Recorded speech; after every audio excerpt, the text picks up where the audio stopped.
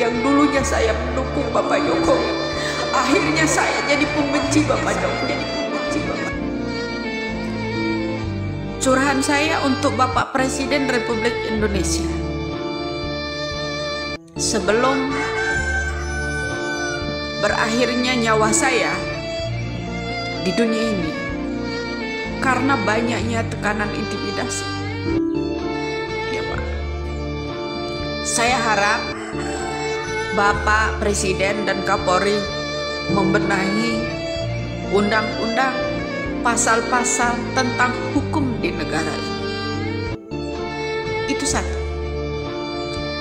Tegakkanlah Pancasila itu dengan kokoh, dengan teguh, Pak. Pertama, ketuhanan yang Maha Esa. Apabila pejabat-pejabat itu, para hukum itu memiliki Tuhan, saya harap mereka punya Tuhan karena sumpah mereka itu mengatasnamakan Allah. Allah itu tidak bisa dibohongi. Allah itu tidak bisa dibohongi. Kedua, jangan di atas uang. Sumpahnya seorang para pejabat, para penegak hukum itu di atas uang. Saya butuh keadilan di negara ini. Hukum itu seakan-akan menyayat saya saat ini. Kedua, kemanusiaan yang adil dan beradab. Berikan keadilan pada manusia-manusia yang ada di Indonesia ini. Saya bukan siapa-siapa, saya hanya diturunkan Allah ke bumi ini. Rasa manusiawi, rasa toleransi, beradab sesama agama, itu keinginan saya. Ketiga, karena drama-drama kalianlah Indonesia jadi terpecah belah. Yang dulunya saya mendukung Bapak Jokowi, akhirnya saya jadi pembenci Bapak Jokowi. Karenanya bencinya saya bukan karena Bapak Jokowi, tapi Bapak Jokowi dikelilingi orang-orang mafia saat ini. Ketiga, empat, katanya merakyat, tapi rakyat semuanya ditindas. Katanya merakyat, tapi undang-undang diperbaiki hanya menguntungkan semua pejabat yang mengatasnamakan wakil rakyat. Undang-undang hanya berlaku buat orang yang berduit saja, tidak punya Tuhan. Mereka bersumpah di atas jabatan yang mengatasnamakan Allah, tapi mereka tidak takut dengan Allah, itu murkalah mereka semua. Kelima, saya butuh keadilan.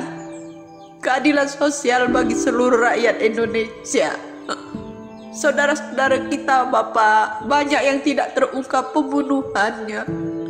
Banyak yang tidak terungkap korupsinya. Di mana letak keadilan itu, Pak? Tolong Pak Presiden. Tolong Bapak Kapolri. Saya manusia biasa. Saya manusia biasa, bukan keturunan para konglomerat. Tapi saya butuh keadilan, terutama orang-orang yang udah dijadikan tersangka yang tidak bersalah.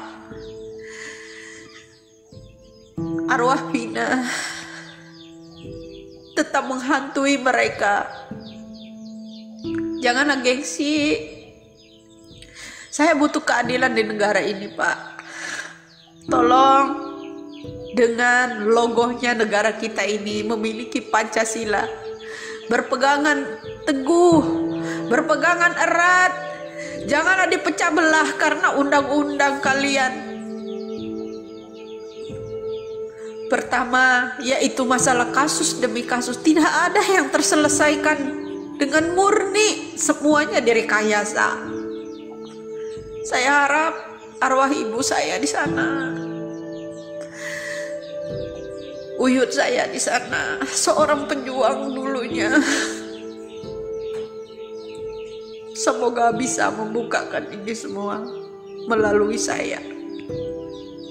Mudah-mudahan Kalian semua paham apa yang saya inginkan. Doa saya hari ini, pagi ini, agar terkuat segera, agar selesai. Setelah ini kita masih akan menghadapi selesainya yang namanya hukum ini. Jika ini terkuat, masih akan berhamburan darah di negara kita ini. Masih akan berhamburan darah. Pembunuhan yang akan dilakukan bagi saksi-saksi yang benar. Mengerikan sekali ya Allah. Pembunuhan yang akan dilakukan apabila saksi-saksi orang yang jujur ini membuka siapa dalang dari ini semua, berawal dari mana. Pembunuhan makin banyak. Tolong Bapak Presiden, Bapak Kapolri, benahilah hukum. Kuatkan rakyat-rakyat yang memberikan jalan penelusuran. Itu penuh perlindungan, Pak. Bukan berdasarkan uang. Itu salah satunya. Semoga Bapak Presiden menyimak akhir kata dari saya ini. Ya, saya bukan takut setelah ini terbongkar masih akan ada banyak pembunuhan buat orang-orang yang menjadi saksi sebagai kejujuran.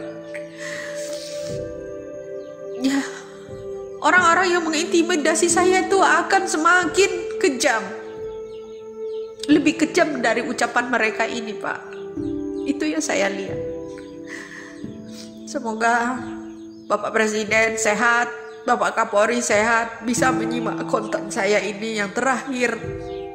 Bicara tentang hukum.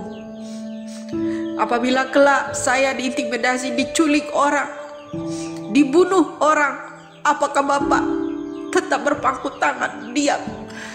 Tapi insya Allah akan membalas itu semua.